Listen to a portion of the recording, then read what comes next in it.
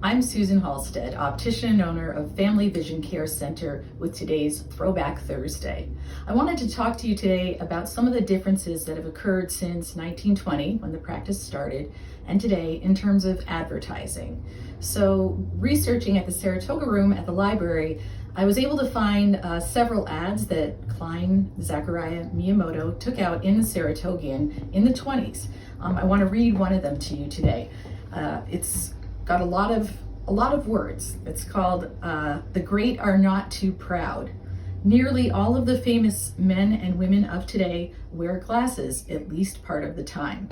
They use their eyes constantly, for through the eyes, chiefly, comes the impressions that the brain converts into knowledge. And they know that when eye strain brings need of glasses, failure to obtain them is inexcusable and dangerous.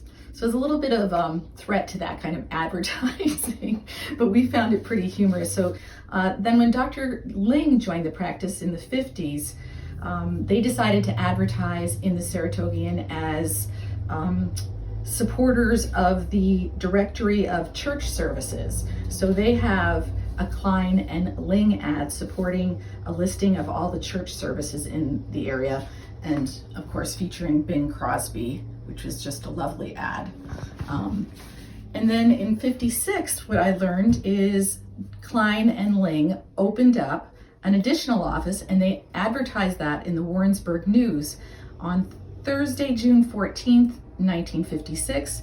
Klein Z. Klein and William T. Ling, optometrists, wished to announce the opening of their Lake George office, which is hilarious to me because I know from his memoirs it only lasted for about a year, but that seemed like a pretty good location to open up, but I guess it wasn't busy enough to sustain their business, and Dr. Ling felt better focusing on Saratoga Springs.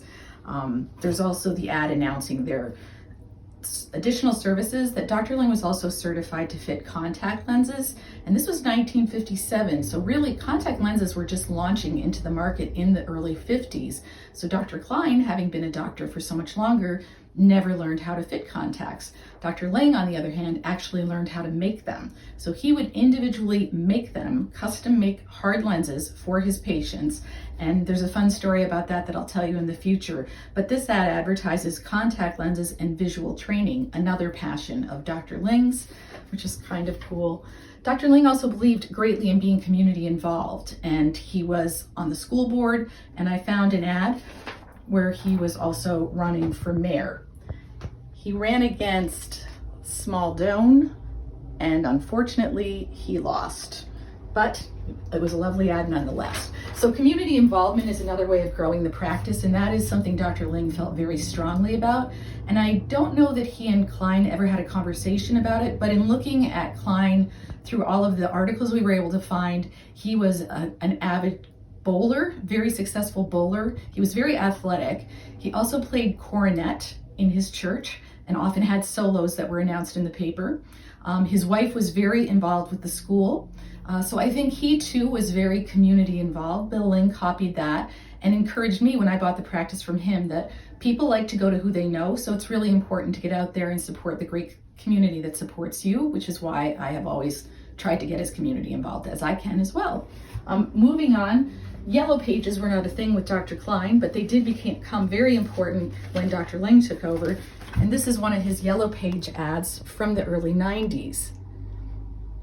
When I first took over the practice, I too needed to do yellow pages. Yellow pages and radio were my two biggest advertising expenses. Some of you may remember I used to do an optical minute on the Star, where I would give advice for 1 minute about some aspect of eye care.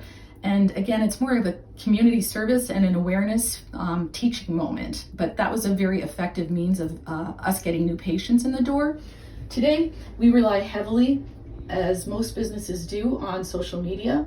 So rather than print media, we spend a lot of dollars advertising through our website, making sure our website is up to date and current. Very important to spend money on that today. Also, we use Facebook and Instagram quite a bit. We still do prepare on occasion mailings for specific things. For example, this one is a flyer that we sent out regarding our very unique practice of orthokeratology for children, budding myopes. So this is something that we'll bring into schools as well to make parents and educators aware of myopia control within our community. So a lot has changed in the way that we grow a business from then to now, but a lot has also stayed the same. So that's all I have for this week's Throwback Thursday. Thank you for joining us, and stay tuned for more fun facts and information.